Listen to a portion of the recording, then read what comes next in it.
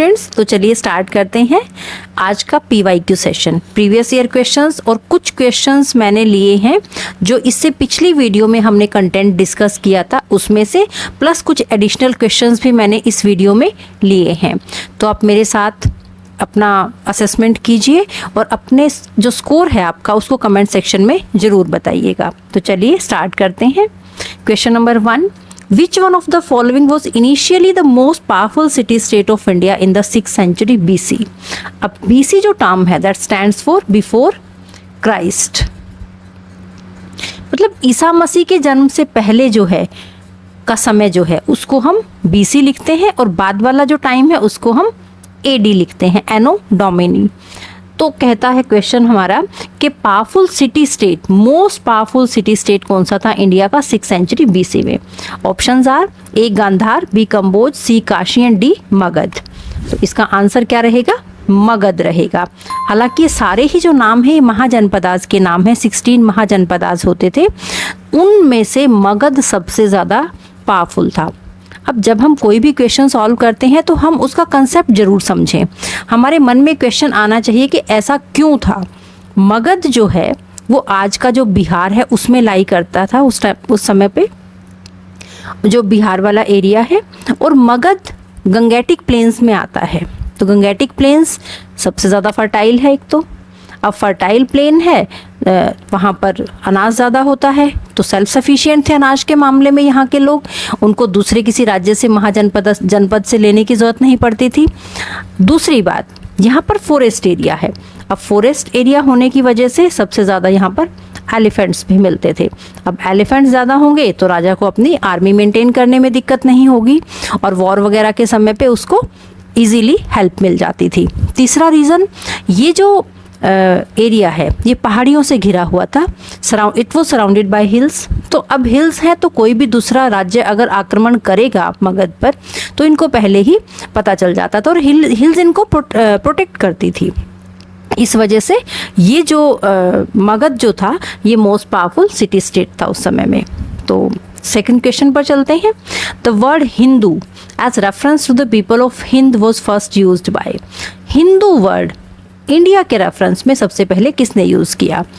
Options are the Greeks, the Romans, the Chinese and the Arabs. अब जो Greeks हैं, Greeks ने तो इंडिया बोला, ग्रीक्स ने भारत को इंडिया बोला।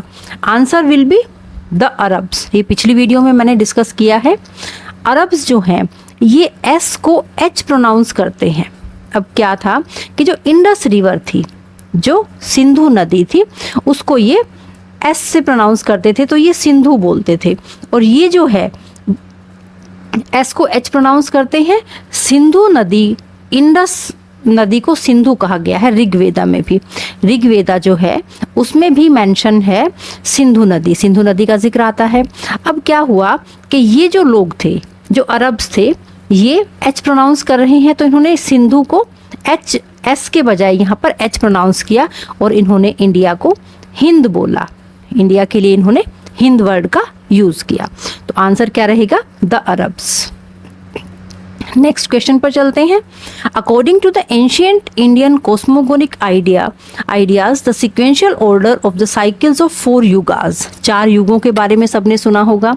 उनका सिक्वेंशियल ऑर्डर क्या है? सीक्वेंस जरूर हमें पता होना चाहिए कि सबसे पहले कौन सा युग आया, फिर कौन सा, इस तरह से। तो कहता है कि जो विश्व उत्पत्ति हुई, जो इस दुनिया की सृष्टि की रचना हुई, उसमें सिक्वेंशियल ऑर्डर क्या है चारों युगों का? क्वेश्चन हमसे ये डिमांड करता है। तो अब इस क्वेश्चन का आंसर क्या होगा? त्रेता, त्रेता, द्वापर एंड काली। त्रेता जो है सृष्टि की रचना, त्रेता भगवान राम, द्वापर श्री कृष्ण और काली ये भगवान विष्णु जो हैं उनका अवतार होगा कल्कि अवतार। कल्कि अवतार जो है वो एक राक्षस काली है, उनको मारने के लिए ये कल्कि के रूप में जन्म लेंगे।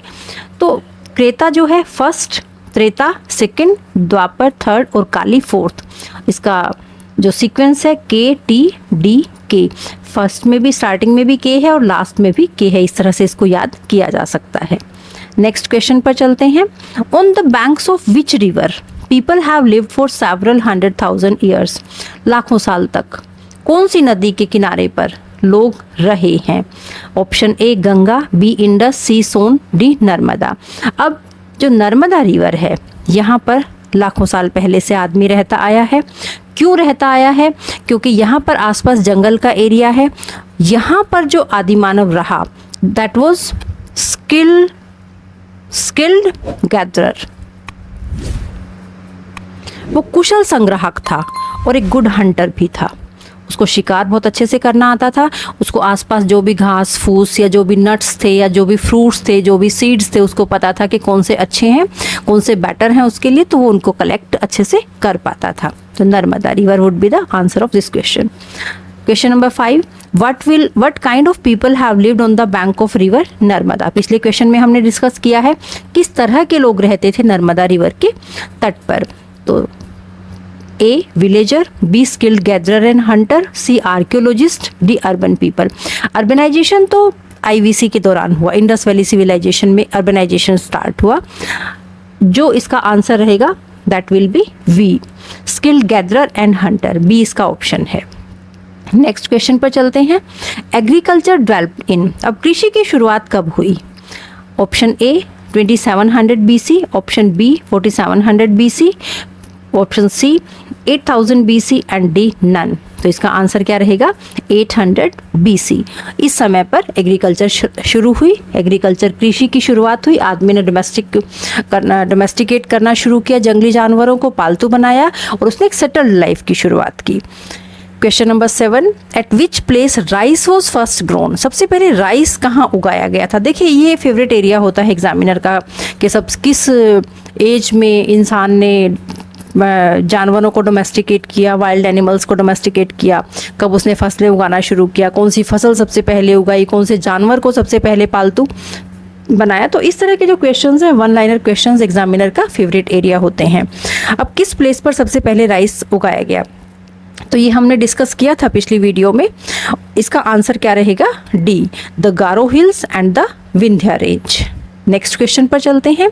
The word India comes from, अब ये बात कर रहा है वर्ड इंडिया की। तो इंडिया हमने पढ़ा था कि कहाँ से आया है ये वर्ड।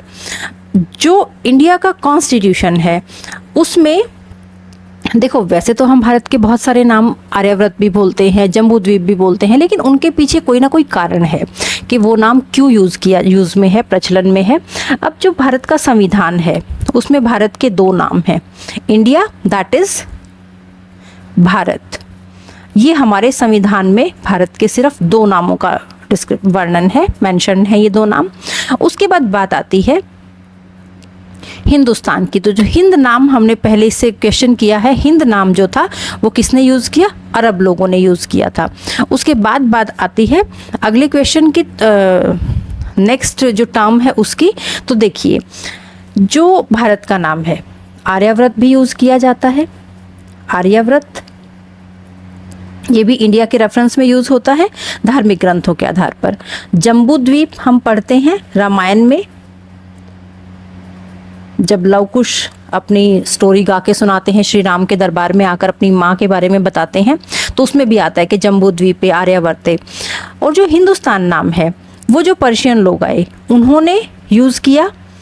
और हिंदुस्तान जो शब्द है इसका सबसे पहला जो उल्लेख है वो हमें मिलता है, सासानी इंस्क्रिप्शन है एक, सासानी इंस्क्रिप्शन वहाँ पर हमें मिलता है। उसके बाद भारत का जो नाम भारत है ये हमें वायु पुराण में भी मिलता है, और राजा दुष्यंत की पत्नी शकुंतला से जो पुत्र हुआ उनको भरत, उसके नाम पर भी कहा जाता है कि भारत का नाम उनके नाम पर पड़ा है।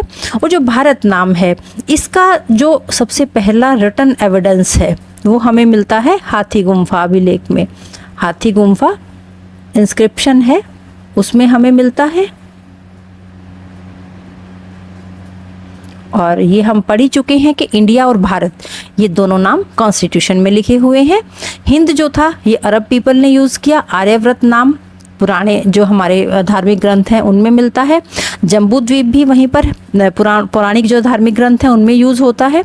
और जो भारत है ये हमने पढ़ा कि जो सासानी है इंस्क्रिप्शन है वहाँ पर इसका मेंशन किया गया है। तो चलिए नेक्स्ट, तो इसका आंसर जो रहेगा the word India comes from Indus river, Indus के नाम से पड़ा है, ग्रीक लोगों ने यूज किया था। Next question, in ancient times that name भारता वाज यूज्ड फॉर। अभी हमने पढ़ा कि जो भारत है वो किसके लिए यूज हुआ, तो option A tribe, B king, C place, D all of the above. तो ये ट्राइब के लिए यूज हुआ था। महाभारत में भी जिक्र मिलता है इसका। जो अभिज्ञान शकुंतलम कालिदास ने लिखा है, राजा दुष्यंत और उनकी पत्नी शकुंतला के ऊपर एक नाटक उन्होंने लिखा है, तो उन दोनों का पुत्र था भरत, और भरत के नाम से ही भारत नाम पड़ा है, भारत हमारे देश का। तो जो भारत है ये पूरी ट्राइब को डिनोट किया जाता है, ये नाम सिर्फ एक राजा के नाम से नहीं, पूरी ट्राइब के नाम से ये नाम जो है भारत यूज किया गया था। Next question, manuscripts were written on. अब देखिए हमने पिछली वीडियो में डिस्कस किया था एक क्वेश्चन भी, जो मैन्यू है, मैन्यू मीन्स होता है हैंड, जो हाथ से लिखी जाए, स्क्रिप्ट्स जो हाथ से लिखी जाने वाली स्क्रिप्ट से, मीन्स हिंदी में हम इनके लिए पांडुलिपि वर्ड यूज करते हैं, ये किस पर लिखी जाती थी, तो option A palm leaf, option B bark of birch tree, C both A and B, D none of the above. तो जो पाम लीफ है इनके ऊपर भी लिखा जाता था पांडुलिपियों को, और बार्क ऑफ बिर्च ट्री, ये जो ट्री है ये कहाँ मिलता है, ये हिमालयन रीजन में मिलता है, जो हिमालय है उस रीजन में मिलता है, तो हिमालयन जो एरिया है वहाँ इजीली अवेलेबल होता है। इन दोनों के ही का ही यूज़ किया जाता था मैन्युस्क्रिप्ट लिखने के लिए। इनको जो लीव्स हैं इनको छोटे पार्ट्स में काट लिया जाता था और फिर एक बुक की शेप दे दी जाती थी और फिर हाथ से उन पे लिखा जाता था। तो इसका आंसर क्या रहेगा, ऑप्शन सी। नेक्स्ट क्वेश्चन पर चलते हैं। The study of coins, most important question है और पूछा जाता है, वन लाइनर क्वेश्चन।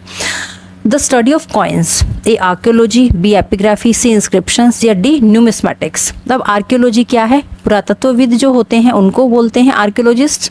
एपिग्राफी जो अभिलेख होते हैं, इंस्क्रिप्शंस अभिलेख, और न्यूमिस्मेटिक्स जो है that is the study of coins. अब आप सोच रहे होंगे कि कॉइन्स की भी स्टडी होती है, तो यस, जो कॉइन्स होते हैं, किसी राजा ने सोने के सिक्के छपवाए, किसी ने चांदी के, पंच मार्क्ड कॉइन्स के बारे में हम पढ़ते हैं, देहलीवाल सिक्के छपवाए, और इवन किसी राजा ने तो चमड़े तक के सिक्के भी बनवाए, करेंसी छपवा दी उन्होंने। ये हम लेटर वीडियोज़ में डिस्कस करेंगे वेरियस टाइप्स ऑफ कॉइन्स के बारे में। तो स्टडी ऑफ कॉइन्स को हम क्या बोलते हैं, न्यूमिस्मेटिक्स बोलते हैं। Next question, the study of inscriptions, जो अभिलेख होते हैं उनकी स्टडी को क्या कहा जाता है, तो उनकी स्टडी को हम बोलते हैं एपिग्राफी। इंस्क्रिप्शंस जो होती हैं वो दो चीज़ों पर मेनली लिखी जाती हैं, या तो रॉक्स पर एनग्रेव्ड होती हैं या फिर वो स्टोन्स पर होती हैं। हार्ड सरफेस पे, कहने का मतलब है कि हार्ड सरफेस पे उसको एनग्रेव करवाया जाता था राजाओं के द्वारा या रानी के द्वारा, या कई बार जो उनके मंत्री होते थे वो लोग भी लिखवाते थे। और राजा जब कहीं से युद्ध जीत के आता था, किसी एरिया को अपने अंडर, अपने डोमेन में लेके आता था, तो अपनी प्रशंसा में भी वो लिखवाता था। जैसे एक बहुत इम्पोर्टेंट हम पढ़ते हैं प्रयाग प्रशस्ति। अब प्रयाग प्रशस्ति क्या है, इंस्क्रिप्शन ही है। इसमें क्या था कि जो हरिशेन था, समुद्रगुप्त का कोर्ट पोइट था हरिशेन, उसने जब इन्होंने प्रयाग को जीता था, राजा समुद्रगुप्त ने, तो उसने प्रयाग प्रशस्ति उनकी प्रशंसा में लिखवाई थी। तो स्टडी ऑफ इंस्क्रिप्शंस किसको बोलते हैं, एपिग्राफी को बोलते हैं। Next question, who is known as the father of Indian archaeology. Indian archaeology के फादर कौन है। अब ऑप्शंस देख लेते हैं, Alexander Cunningham, John Marshall, William Brenton या दयाराम साहनी। अब देखिए ये चारों ही जो लोग हैं ये बहुत पॉपुलर पर्सनालिटीज़ हैं। दयाराम साहनी जिन्होंने हड़प्पा की खोज की, विलियम ब्रेंटन जिन्होंने लाहौर से कराची तक की रेल लाइन बिछाई, बहुत ज़्यादा कंट्रीब्यूशन रहा इनका लाहौर से कराची रेल लाइन बिछाने में। जॉन मार्शल जिन्होंने दयाराम साहनी के साथ मिलकर हड़प्पा की खोज की, और हड़प्पा की जब खोज हुई तो ऑफिशियल डिक्लेरेशन जॉन मार्शल ने की। Alexander Cunningham, he is known as the father of Indian archaeology. A से आर्कियोलॉजी, ए से अलेक्जेंडर कनिंघम। अब ये जो थे इन्होंने सांची के स्तूप जो थे उनको एक्सकेवेट करवाया, उनकी खुदाई करवाई, उनको ढूंढा इन्होंने सारनाथ को ढूंढा। और इन्होंने जब आर्कियोलॉजी सर्वे ऑफ इंडिया की स्थापना हुई 1861 में, तो फर्स्ट जो डायरेक्टर जनरल थे वो इन्हीं को बनाया गया था, अलेक्जेंडर कनिंघम को। तो फर्स्ट डायरेक्टर जनरल कौन थे? Alexander Cunningham. किसके? ASI, ये आर्कियोलॉजिकल सर्वे ऑफ इंडिया। तो that's why he is known as the father of Indian archaeology. Next question पर चलते हैं। Who is known as the father of history? अब देखिए, फादर ऑफ इंडियन हिस्ट्री की बात नहीं है, फादर ऑफ हिस्ट्री। अब ऑप्शंस देख लेते हैं। Megasthenes, Herodotus, RD Sharma and doctor RS Bisht. जो डॉक्टर RS बिष्ट हैं ये तो हम जब IVC करेंगे, इंडस वैली सिविलाइजेशन करेंगे तो पढ़ेंगे। मैक्सनीज जो हैं ये आपने पढ़ा होगा, सेल्यूकस निकेटर के राजदूत थे और ये चंद्रगुप्त मौर्य के दरबार में आए थे और इन्होंने इंडिका नाम की एक बुक लिखी थी, इंडिका। अब इंडिका में कुछ जगह C मिलता है, कुछ जगह K मिलता है, तो स्पेलिंग हो सकता है वेरी कर जाए। इंडिका जो है, इस बुक में इन्होंने इंडिया के बारे में लिखा, चंद्रगुप्त मौर्य का कैसा शासन था उस टाइम पर, लोग कैसे रहते थे, क्या वो सब इन्होंने, इकोनॉमी कैसी थी, ये सब इन्होंने मैक्सनीज ने लिखा है। हालांकि ये बुक अब अवेलेबल नहीं है, थोड़ा बहुत इसका कुछ पार्ट ही हमें मिला है। तो मैक्सनीज जो है he is known as the father of Indian history. But अगर बात की जाती है फादर ऑफ हिस्ट्री की, तो Herodotus is the father of history. H से हिस्ट्री, एच से हेरोडोटस, इस तरह से आप इसको याद रख सकते हैं। तो आप अपना स्कोर कमेंट सेक्शन में ज़रूर बताइएगा और इन क्वेश्चंस को नोट डाउन कर लीजिए। एग्ज़ाम के पॉइंट ऑफ व्यू से क्वेश्चंस बहुत इंपॉर्टेंट हैं। और मेरी वीडियो को ज़्यादा से ज़्यादा लाइक कीजिए, शेयर कीजिए और बेल आइकन को ज़रूर दबाइए ताकि आपको आने वाली वीडियोज़ का नोटिफिकेशन टाइम टू टाइम मिलता रहे। Thank you for watching my video. Thank you very much.